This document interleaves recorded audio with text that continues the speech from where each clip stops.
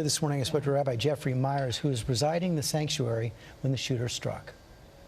Rabbi, thank you for joining us this morning. I hope you are feeling our thoughts and prayers. How are you bearing up this morning? I guess as best as one could expect. I don't think I've had much sleep yet. I'm sure at some point that will come. And your congregation? Still coping with the tragedy. I think people are in various stages of trauma, mourning, disbelief, shock, all rolled into one. Try to take us back to those moments when you realized something was going wrong in your Saturday morning service. Our services began at 9:45 in the morning. We had, at that point when I started, 12 people in the sanctuary. Within the first, maybe no more than 5 minutes, I heard a loud sound in our lower lobby, which is one flight of stairs below our sanctuary.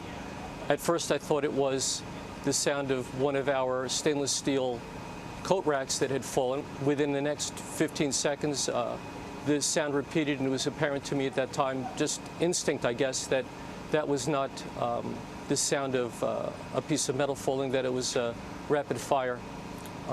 At that point, I loudly instructed my congregants to drop to the floor and be silent and don't move. The people who were towards the front of the sanctuary, the number that were there, I quickly tried to evacuate them up through the back of the sanctuary because it's a rather labyrinth type of a building. Regretfully, there was no way for me to get back to the remaining 8 people that were in the back of the sanctuary. One of them was wounded. Thank God she will survive her injuries. The remaining 7 people were slaughtered in my sanctuary. You did have the presence of mind to call 911 and stayed on that line for 20 agonizing minutes. It felt like an eternity.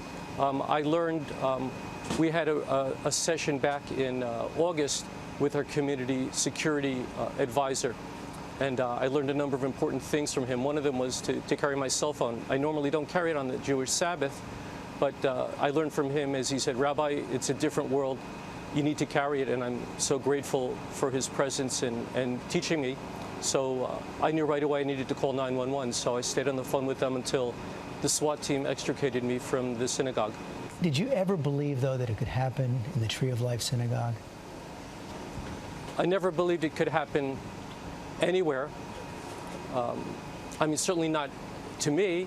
I don't have any reason to think I or anyone would be immune from such an occurrence, but never in one's wildest dreams could I believe that something like this could ever possibly happen.